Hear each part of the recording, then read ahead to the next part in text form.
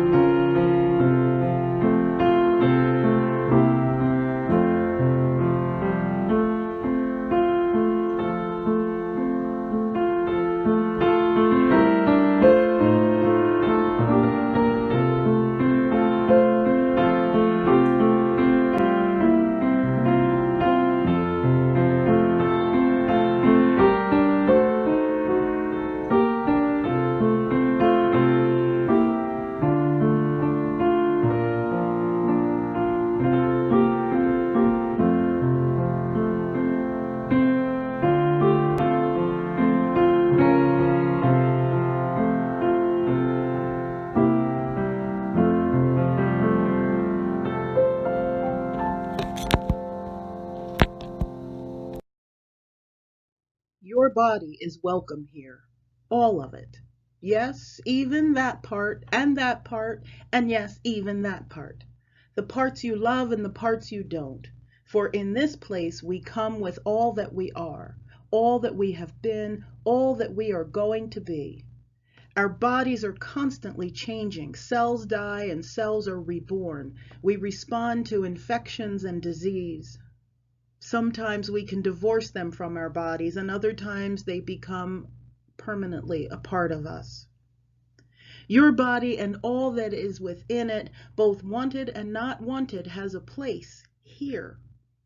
Our bodies join in a web of co-creation, created and creating, constantly changing us, scarred and tattooed, tense and relaxed, diseased and cured, unfamiliar and intimate, formed in infinite diversity of creation.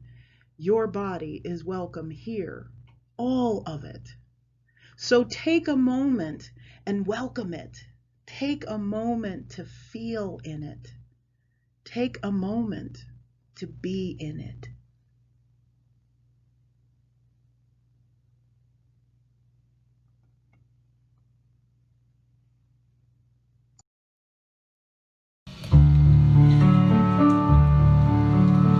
We are a living, religious haven, welcoming wonder and spiritually free.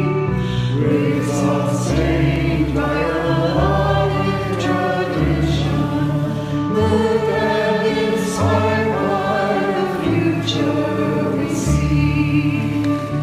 Only seeking and working for justice, gently transforming lives through big, great, and small. Young and old, sharing meaning and mission, we joyfully offer our vision to all.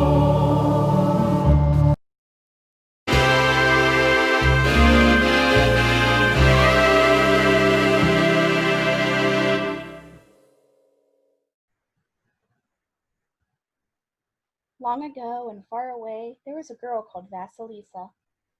Sometimes she was called Vasilisa the Wise or Vasilisa the Brave. She was never called Vasilisa the Sad, even though her mother died when she was just 8 years old.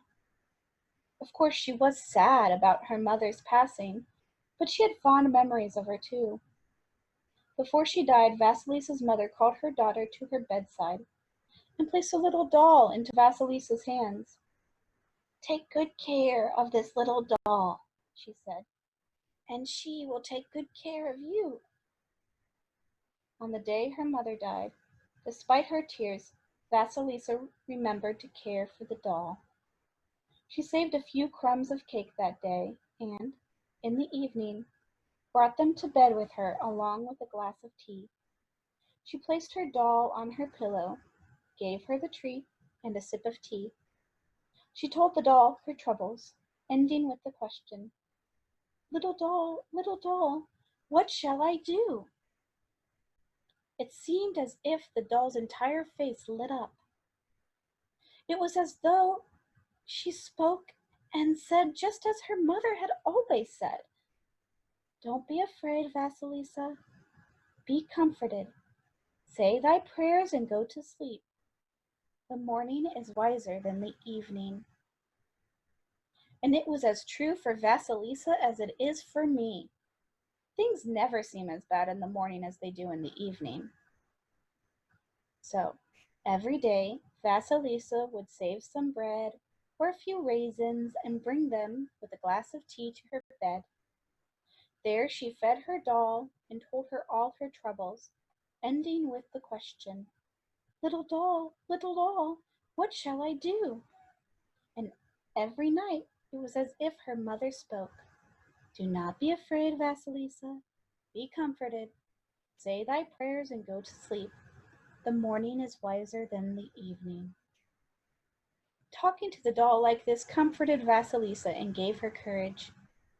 Even when her father found a new mother for her, who was not her mother.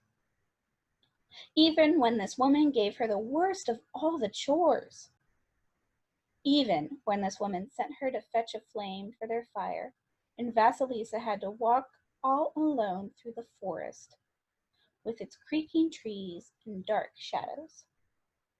Vasilisa held tight to her little doll and found strength. Even when she arrived in the forest clearing at Baba Yaga's hut, which stood on chicken legs and was surrounded by a fence made of skull and bones. Even when the horrid Baba Yaga appeared, cackling and spitting and scary as can be. Even when the horrid Baba Yaga told Vasilisa that if she wanted the flame her stepmother had sent her to fetch, she must do endless chores, cleaning the house and the yard and making dinner too. Even when the horrid Baba Yaga demanded that, on top of the usual sorts of chores, Vasilisa had to do impossible things like sorting the chaff from the wheat and the dirt from the poppy seeds. When Baba Yaga left her alone, Vasilisa cared for her little doll, told her all her troubles, and said, little doll, what shall I do?" The little doll reminded Vasilisa not to be afraid, and that the morning is wiser than the evening. It was true, and the chores did get done. Baba Yaga was unhappy that Vasilisa managed to do all the impossible tasks. Yet Baba Yaga kept her promises and gave Vasilisa the flame her stepmother wanted. She was only too eager to do so, for she could tell that Vasilisa's strength came from her mother's blessing, and this was not something that Baba Yaga liked to be near. When Vasilisa left, she carried the new flame with her. It allowed her to see the forest with new eyes. She realized it was not dangerous, and she was no longer afraid. When she came to the other side of the forest, she saw by the same light that her stepmother's house was not Vasilisa's home, and never could be. She walked right past it. She walked on until at last she came to the home of another woman, one who welcomed Vasilisa to live with her. This woman encouraged her to care for her doll and taught her the skills needed to find fortune and happiness. Still, every day Vasilisa saved some bread or a few raisins and brought them with a glass of tea to her bed. There she fed her doll. Now she had as many joys as she had troubles to whisper to her doll. This story may seem strange. It may not seem true. The part I believe is that Vasilisa's little ritual helped her. My question for you today is this: what are some of your personal rituals that have helped you through challenging times? Share your answer at coffee hour or with family and friends this week.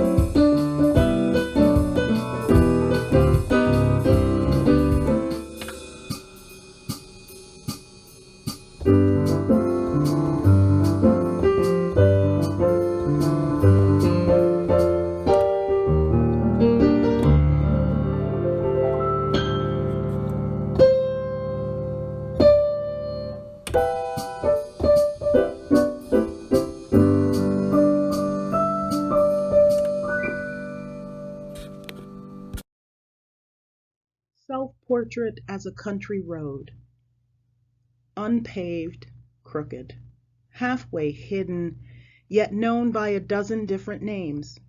For the barefooted, for snakes and rabbits, a place for those who can't sing to sing.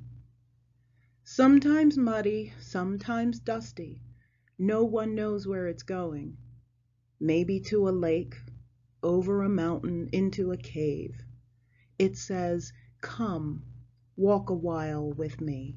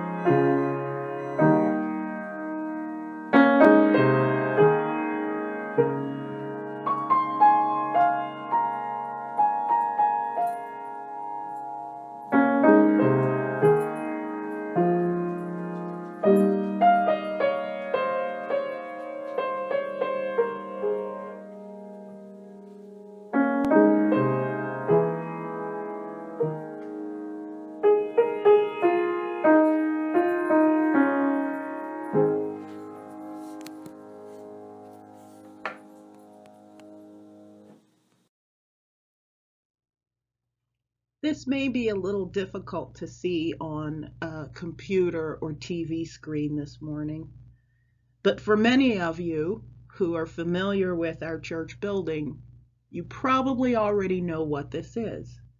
These are the portraits of me that some of our children did in April of 2018 as the congregation was deciding whether to call me as the new minister at First Church. I dropped by the office to leave some things and pick up the mail, and I just stopped and smiled as I looked at all the different faces on here and thought, they're all me. This is how the children see me. And later that day, as I was meditating, I thought, how do I see myself?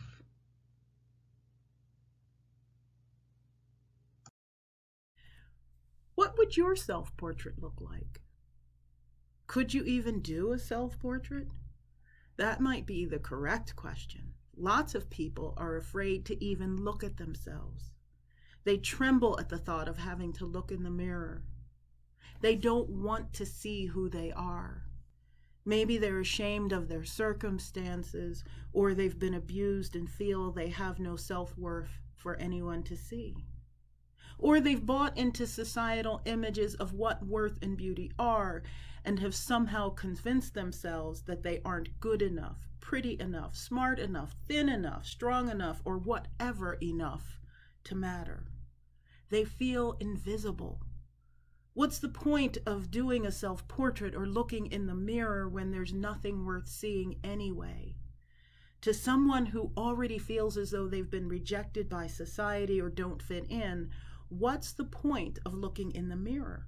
It's only going to make them feel worse.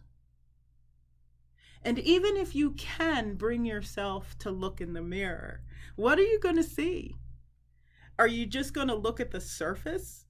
How do you see yourself? Some people see themselves as what they have. When they look in the mirror, they're the Rolex on their wrist, the diamonds in their ears, or the Mercedes in the driveway. Others see themselves as what they've done or haven't done. A woman who doesn't have a boyfriend, isn't married, or maybe hasn't had kids thinks there might be something wrong with me. She sees herself as a failure. A teenager who can't do the latest dance might see herself as clumsy or uncoordinated. The person who's in danger of losing their home to foreclosure because they've lost their jobs might see themselves as a loser. The person who suffers from a debilitating illness might only see a sick person. Or perhaps, like the kitty in the opening slide, they see themselves as their potential or their birthright. The little kitten sees itself as a proud lion. The truth is that each of us has a number of roles that we play in life. Roles that are based on our positions in our families, our communities, and in the larger world. Some of us try to keep them isolated and segregated, struggling not to let the boundary lines between roles blur, but it doesn't always work that way. A few of my roles are caregiver, minister, employee, speaker, citizen, congregant, and family member. I wear many different hats in my life, as do each of you. But sometimes one role overpowers the others.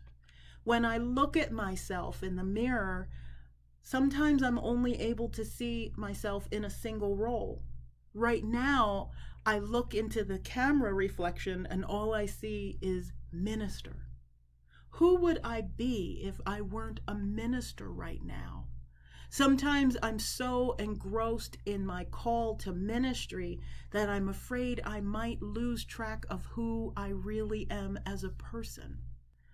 So to keep that from happening, I carve out time to watch my favorite TV shows, to read books, to meditate, to do the things that I like, to study and to learn. Those things that I've been doing over this last month.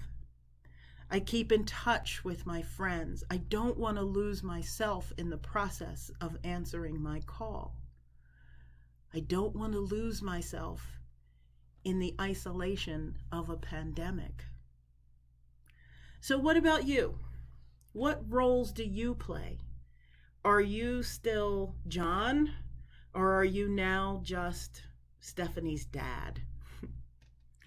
Maybe the role you play is based on an emotion or is a self-defense mechanism. Remember when we were back in high school and everyone had some kind of personality? Class clown, jock, tough guy, the serious one, etc. We still do that as adults. At our jobs, in our families, even in this congregation, we all take on a role. The nice one, the tough one, the organized one, the nurturer. When I was a kid, I was always very serious. I didn't want to go to parties or dance or be silly. The truth was I had absolutely no coordination and I couldn't dance. Nobody else cared. I was the one who missed out on that fun. And today I still can't dance, but I don't care. All right, so I might not be the first person out on the dance floor, but I eventually get out there and do a little something. We're all playing roles. Sometimes we hide behind those roles, like they're a mask that we wear. We want to stay hidden because we're afraid of being seen by others as what we really are, or even afraid of seeing ourselves for who we really are. If we stay hidden, we can't be hurt. Personal growth coach Nisandanita says, we wear a symbolic or metaphorical mask over our authentic personality in the hope that we will remain hidden. It is fear that creates the mask, and fear which keeps it in place. The mask is hiding our true and most beautiful self from both ourselves and the world.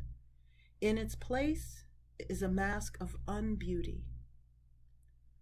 Always wearing a mask and playing a role will wear you out.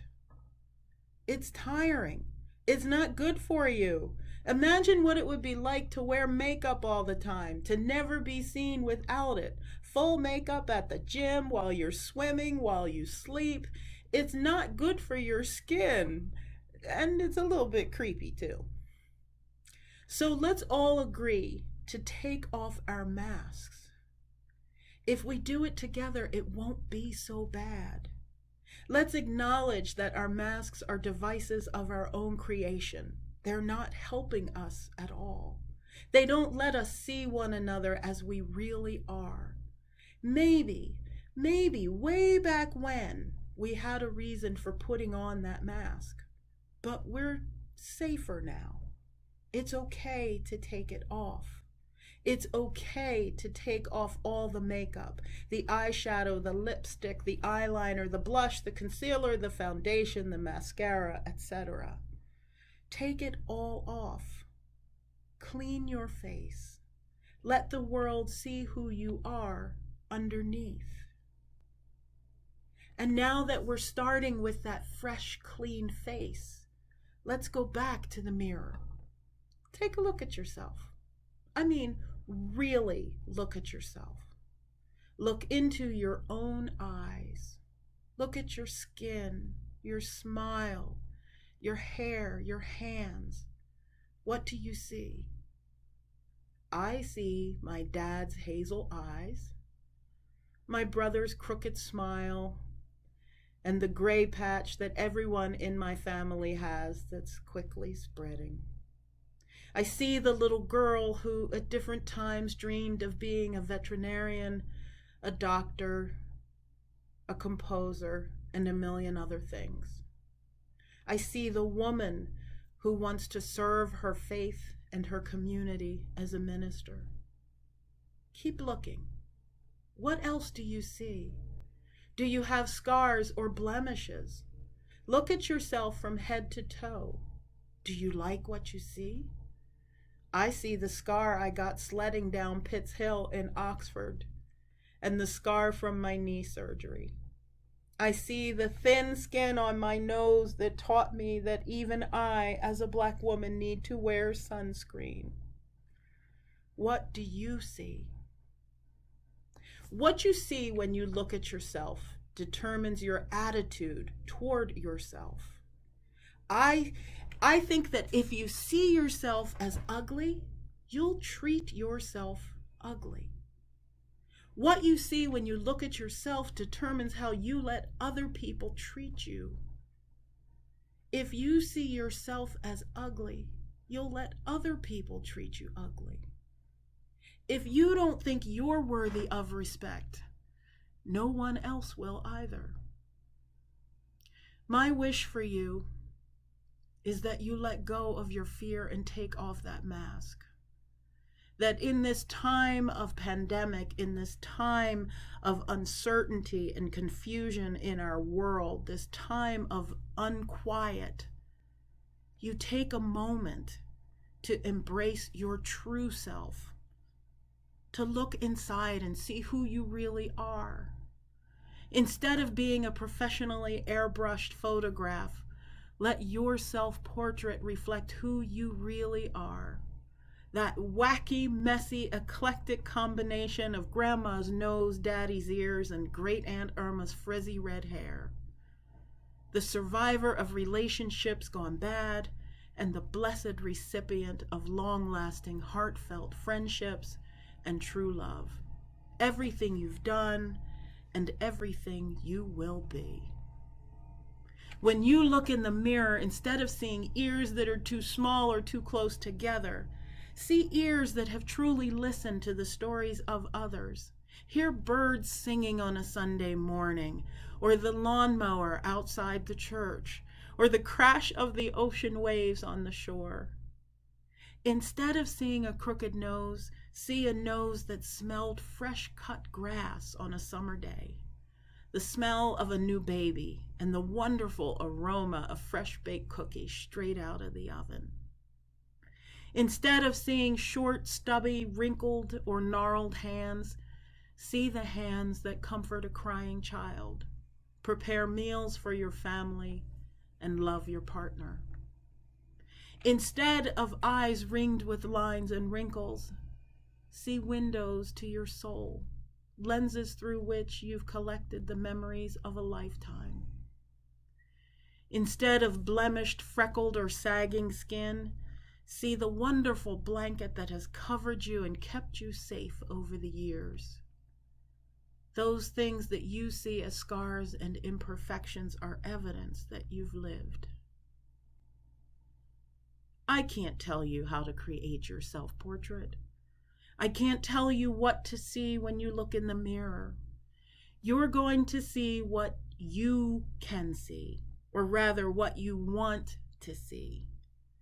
I just hope that what you see reflects the real you, your true self, the parts you like and the ones that maybe you don't like so much, the parts that work and the ones that don't quite work as well as they used to.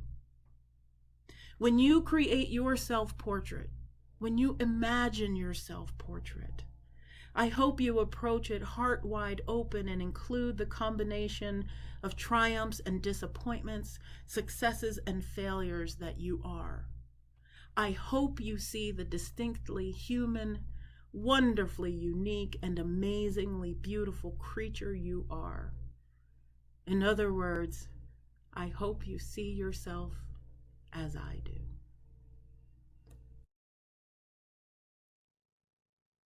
We extinguish this flame, but not the light of truth, the warmth of community, or the fire of commitment. These we carry in our hearts until we are together again. I leave you with these words of benediction by D. Scott Cooper. The world aches for us to join together and bring about healing, toil for justice, and produce ever-increasing love. This is our calling. Go forth and act accordingly. Amen.